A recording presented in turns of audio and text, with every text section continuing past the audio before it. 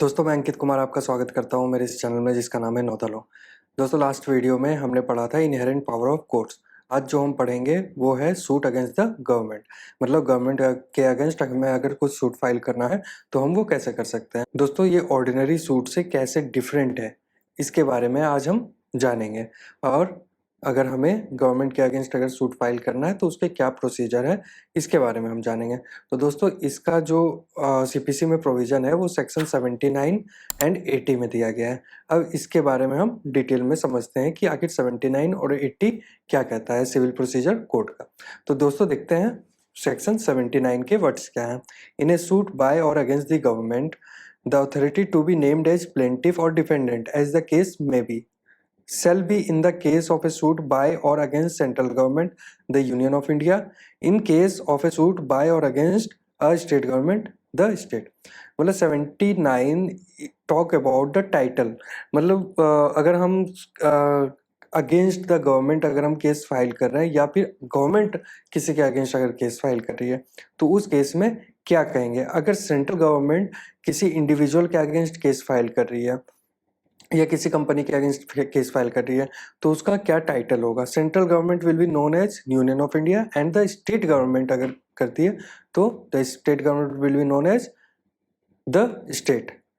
तो इसी तरह से इसमें सेक्शन 79 में हमें टाइटल के बारे में बताया गया है। अब जो हमारा मेन सेक्शन है वो है सेक्शन 80। सेक्शन 80 को हमें फॉलो करना होता है अगर हम गवर्नमेंट के अगेंस्ट केस फाइल करते हैं। Section 80 talks about the notice to be served to government before filing a suit। और इसमें कुछ टाइम पीरियड की भी बात की गई है, आइए उसके बारे में देखते हैं। According to section 80 subsection 1 no suit can be filed until expiration of 2 months next after notice in writing stating the cause of action, the name, description and place of residence of plaintiff and the relief which he claims, which has to be delivered to or left at the office of।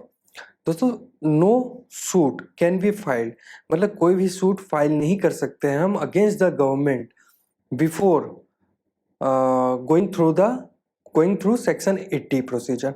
अब इसमें कह ये रहा है कि अगर आपको कोई सूट फाइल करना है गवर्नमेंट के अगेंस्ट तो सबसे पहले आपको गवर्नमेंट को नोटिस भेजना होगा कि भाई मेरा ये क्लेम है, आप मेरा ये रिलीफ है, मेरा नाम ये है, डिस्क्रिप्शन ये है, फैक्ट्स ये है, मतलब सारी चीज़ें मेंशन करके क्या क्या चीज़ें आपको चाहिए उसमें क्या रिलीफ चाहिए, क्या क्लेम है, ये सारी चीज़ें मेंशन करके आपको गवर्नमेंट को भेजनी होती है।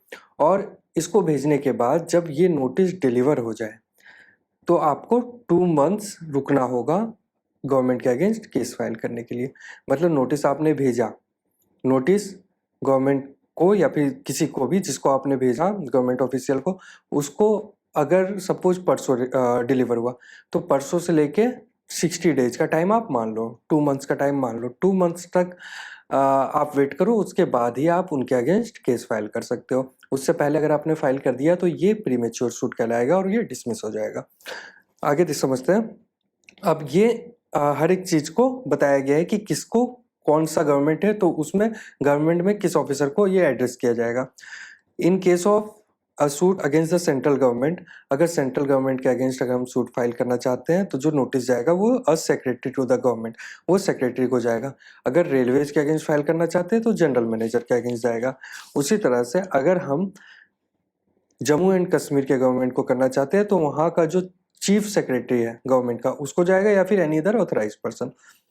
फिर अगर हम किसी स्टेट गवर्नमेंट को करना चाहते हैं तो उसमें भी सेक्रेटरी को जाएगा। और in case of any public officer then public officer himself, तो पब्लिक ऑफिसर को ही जाएगा। दोस्तों अब इसमें भी 2 कैटेगरी है।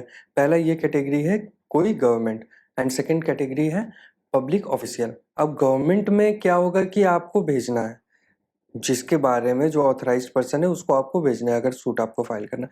बट अगर आपको पब्लिक ऑफिशियल के अगेंस्ट केस फाइल करना है, वो गवर्नमेंट एम्प्लॉय है, तो आप इस केस में भी 2 सिनेरियो है। पहला सिनेरियो ये है कि गवर्नमेंट पब्लिक ऑफिसर ने अपने ऑफिशियल कैपेसिटी में कुछ मतलब ऑफिशियल कैपेसिटी हो उसका, उसके अगेंस्ट आपने कुछ क्लेम कर रहे हो या रिलीफ मांग रहे हो तो ही आप उसको भेजो।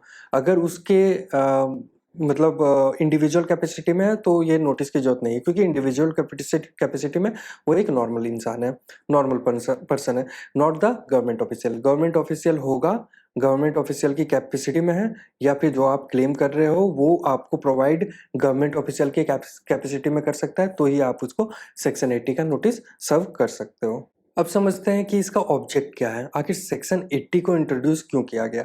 सेक्शन 80 को इंट्रोड्यूस करने का मेन रीज़न ये है कि गवर्नमेंट को हम नोटिस देते हैं। नोटिस इस चीज़ का देते हैं, नोटिस के साथ टाइम भी देते हैं। ये लॉ में है, सीपीसी में लिखा हुआ है टाइम 2 मंथ का देना। 2 मंथ का टाइम देने का क्या मतलब हुआ? 2 मंथ का टाइम देने का मतलब ये हुआ क्योंकि आप नोटिस में सारी चीज़ें आप मेंशन कर रहे हो, आपका नाम, एड्रेस, क्लेम क्या है, रिलीफ क्या है, ये सारा कुछ मेंशन कर रहे हो। देन इट सिंपली इम्प्लीकेट कि आप गवर्नमेंट को नोटिस दे रहे हो और गवर्नमेंट से कह रहे हो कि भाई मेरा ये डिमांड है, अगर आप कर सकते हो तो कर दो, नहीं तो मैं कोर्ट के पास जा रहा हूँ। तो अगर 2 मंथ के अंदर अगर गवर्नमेंट ने इसको इनिशिएट कर दिया या फिर कोई एक्शन ले लिया या फिर प्रोसीड ही कर दिया, तो फिर इन दिस केस आपको जाने की ज़रूरत नहीं है। लेकिन अगर आप फिर भी सैटिस्फाइड नहीं हो तो आप चले जाओ आफ्टर 2 मंथ्स।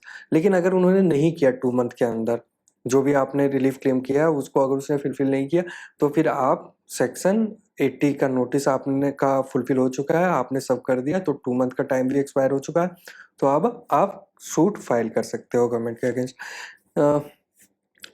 अब इसका देखते हैं, समझते हैं।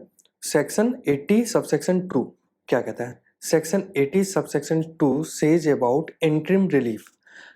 इन केस अब क्या होता है कि कई कई केसेस में हमें इंटरिम रिलीफ चाहिए। इंटरिम रिलीफ मतलब अर्जेंट रिलीफ, टेम्प्रोरी रिलीफ चाहिए होता है कि अगर हम 2 महीने का टाइम अगर हम वेट करने लगे तो उस सूट का कोई पर्पस ही नहीं रहेगा। तो इस जगह पे हमें नोटिस भेजने की ज़रूरत नहीं होती है। इसके लिए हम अपने सूट के साथ 82 का एप्लीकेशन लगा सकते हैं कि भाई मेरा जो रिलीफ है वो अर्जेंट है, इसलिए मैं नोटिस सर्व नहीं किया मैंने, और इस रिलीफ को मतलब इस रिलीफ को मुझे प्रोवाइड किया जाए। ये हम जज से रिक्वेस्ट करते हैं, जज से प्रे करते हैं। अब ये अपॉन द जज का डिस्क्रिप्शन है कि वो इसके फैक्ट को समझता है। अगर वो मानता है कि हाँ ठीक है आपका अर्जेंट रिलीफ है, तो वो उस चीज़ को एक्सेप्ट कर लेता है, नहीं तो वो डिसमिस होता है सूट। तो दोस्तों आज आपने समझ लिया कि गवर्नमेंट के अगेंस्ट हमें केस फाइल करना है तो हमें एक मैंडेटरी रूल अप्लाई करना होता है, वो है नोटिस सर्व करने का, फॉलो करना होता है, वो है नोटिस सर्व करने का। बट एक्सेप्शन है कि अगर आपका अर्जेंट रिलीफ हो तो नोटिस सर्व करने की ज़रूरत नहीं है। तो दोस्तों कैसा लगा आज का वीडियो, ये नीचे कमेंट करके बताएं। दोस्तों हमारा फेसबुक पेज है, इंस्टाग्राम पेज है, उसे भी फॉलो करें, और ऐसे ही कंटेंट देखते रहने के लिए इस चैनल को सब्सक्राइब करें, इस वीडियो को लाइक करें, फॉलो करें। मेरे प्रीवियस मैंने वीडियोज अपलोड किए हैं, उनको देखें और समझें। किसी भी तरह का डाउट हो तो आप कमेंट कर सकते हैं, आपका कोई लीगल प्रॉब्लम हो, लीगल इशू हो, तो वो भी आप मुझसे कमेंट में डिस्कस कर सकते हैं। इस वीडियो को देखते रहने के लिए धन्यवाद। फिर मिलते हैं अगले वीडियो में।